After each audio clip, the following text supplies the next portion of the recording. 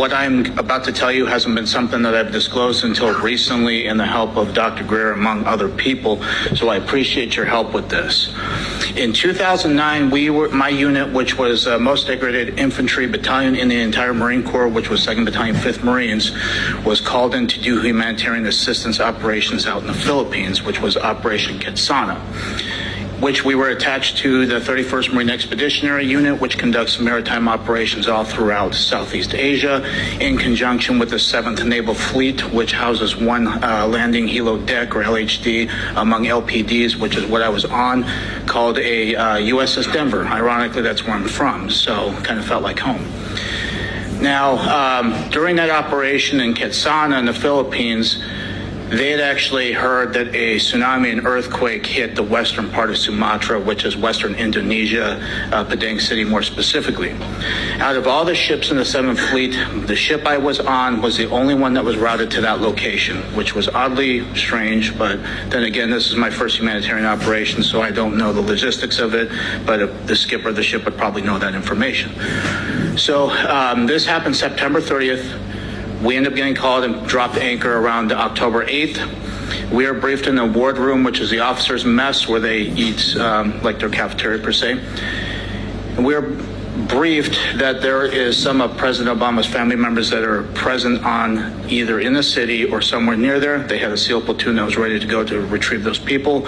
Us knowing well that Indonesia is also the 2nd largest terrorist capital where they train these guys, and they'll send them up to whatever theater of operation where anybody wants a piece of the United States, they ship them up to go handle it. So we know that well, and we were then briefed that we were going to be armed during this operation, just to also provide security for the transportation coming to basically drop off medical supplies, sheltering items, food, purified water, things like that. So they ended up selecting certain Marines to go ahead and do this. We were only in sticks of six Marines, so it had NCOs on top of other Marines to help with that. So we again boarded CH-53 Super Stallions, which are gigantic helicopters. They're roughly 100 feet long. I love the design of them. It's my personal favorite. But we ended up boarding this on the ship, and we flew to the southwestern part of the city, which is Padang. Looked a lot different through satellite imagery that I've recently seen. Back then is a lot different, especially because most of it was decimated, on fire, rubble, flooded, you name it. Basically the worst kind of scenario you could ever see. From then, once we touched down on this landing strip, it took probably about 2 minutes. And then again, the pilots got radio confirmation to go ahead and drop us into certain parts. So we again dropped to a hasty LZ, which took probably about 6-7 minutes to fly to from that position. And we dropped to a hasty LZ. We got off the bird, and what we were instructed to do at that point through the briefing was to push to a high ground, at least to get better observation. As a Marine, the tactical advantage that you get from having a observation from a top point is you see everything clearly. You could also, coordinate from there. At that time, we had did a tactical column, which we are able to get eyes on pretty much everything, especially with 6 Marines. So we have the effective communication at that point. If we need to engage, we can properly do it within the amount of ammunition we've got, as well as the weapons that we got, which were only M16A4s. So at that point, we decided to push forward. We trekked up about 300 meters. At this time, I have a Panasonic camera that has the ability to take photographs. It has the ability to take videos, obviously. When we got to this high point, I was taking video camera, and I had actually turned to the north, which just kind of slopes down.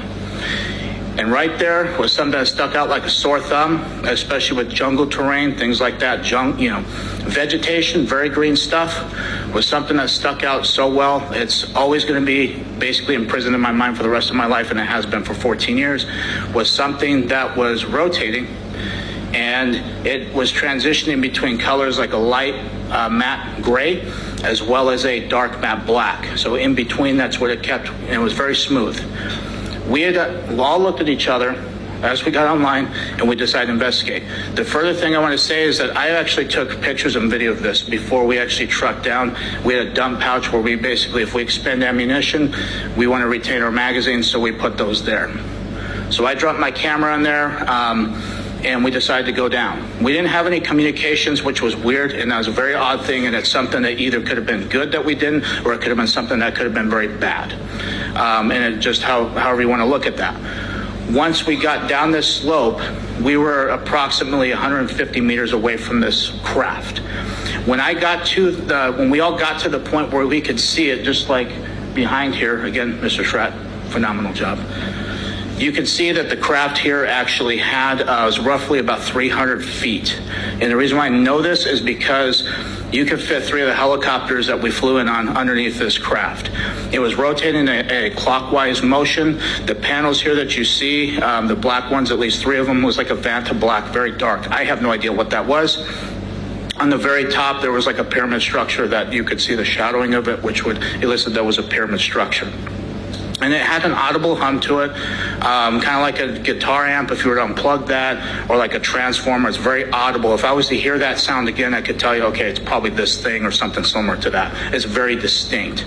And the way that it was floating, which was about 10 or 15, 20 feet off the ground, it was kind of a very eerie thing to see because I've never seen anything like that in my life. When we got up to that point, we were then intercepted by a team of soldiers or rogue military force, if you will. The most concerning thing about this is they all had American dialects. They had American gear. They had OTVs, black. They had black camouflage. They had very similar setups to what we have, but more high speed, something what you would see special operation groups these days have. They had no insignias on. They had no ranks. They had nothing that would signify who they were. They had black ball caps. They had M4A4s that were equipped with ACOGs, which was a step up from what we were currently issued, as well as PEC 16 IR illumination devices that you use for night vision and night patrols, things like that. So we were engaged.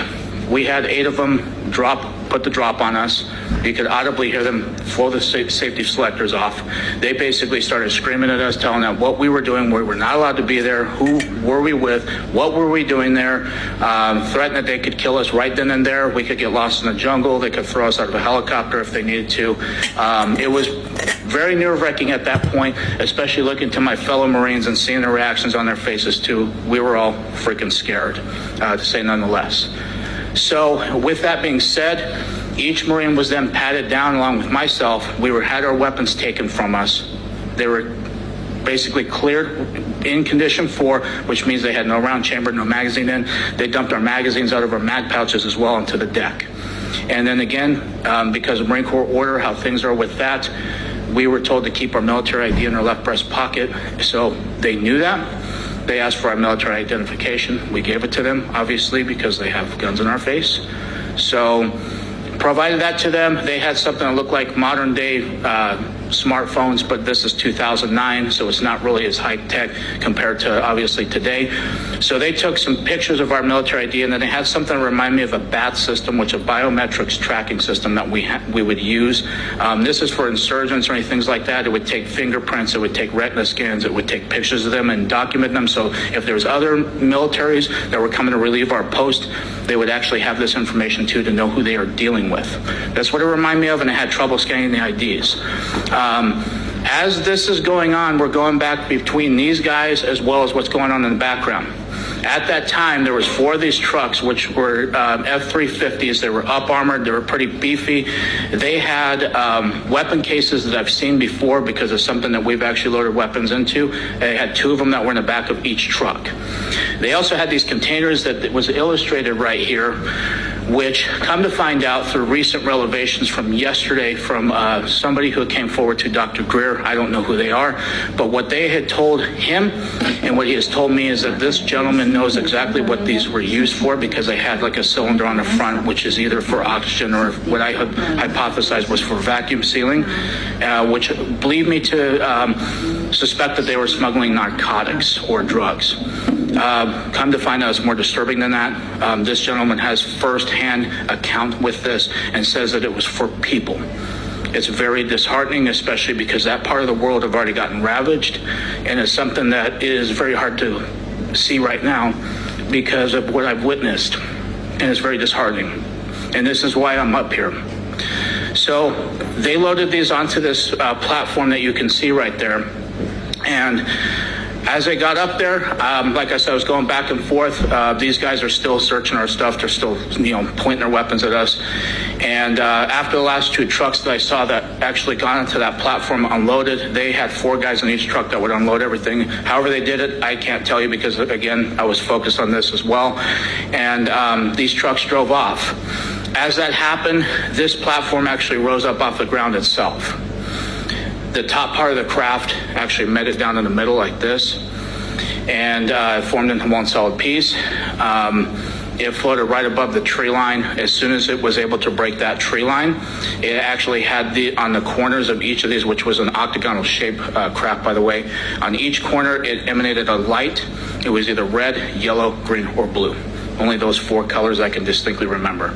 It didn't make any additional high-pitched sounds when it rose up. Once it got past that tree line, it shot over to the left, basically where the ocean was, at so fast, I would estimate probably 3,000, 4,000, 5,000 miles an hour instantaneous like that. There was no rotor wash, no exhaust that would disturb the trees, vegetation. The coconuts that were on these trees were not even touched. It produced no sonic boom. This thing was so fast. So as that happened, they basically had told us to turn around. As we turned around, kind of a couple things that went through my head at that point was that we're done. They actually started loading our magazines into our back into our vest in a way that would be hard to get them, to put them into a weapon and to actually, charge the weapon and actually put it around in the chamber. So they put those in. They actually slung our M16s on their back for us, but when they did it, Marine Corps not really issued the best gear, especially at that time. So the slings back then were, I would say, subpar quality, cut my neck pretty good, and they kind of went in that motion and made sure they were secured so we couldn't really get them as easy. And they escorted us back up this slope. And they told us we were not allowed to look back. 2, that we were not able to talk about this. They were actually, 2 of the guys were actually talking about either, hey, should we smoke these guys right now? That's what they kept saying. It was kind of feeding more into the fear at that point because, again, I don't know who these guys are. I know they had American gear. They had American sidearms as well. If these guys have actually taken an oath like we have, and then why they're going against people like us and even willing to kill servicemen who just even stumbled onto this, it just blows my mind, and it's very sick. So as we broke atop this hill, we decided to book him, and we ran back to the LZ. There was a gunnery sergeant that was attached to the ship. I don't know this gentleman personally, but I know he's very unhappy with seeing us because we had actually had our weapons slung. We were not combat effective at that point if we needed to be. He asked specifically why we were.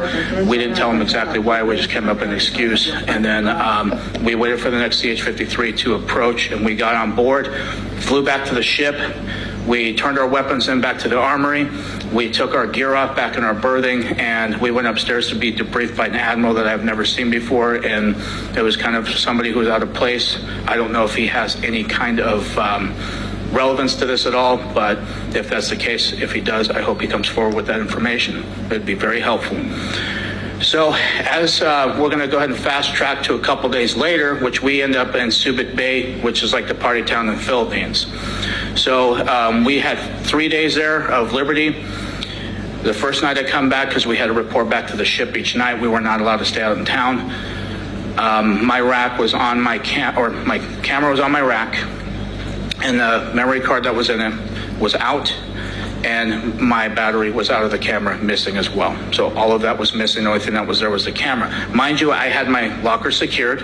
I had other stuff that was basically piled on top of that camera. So whoever did it knew what the hell happened.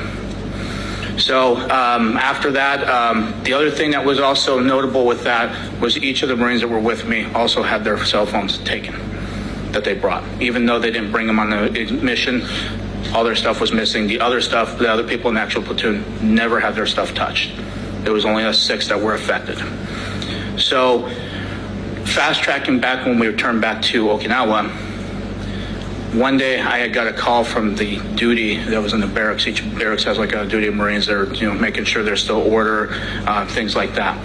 He had been told that I needed to go up to the CP, so he informed me. So I had hightailed it up there. And oddly enough, there was nobody in the building.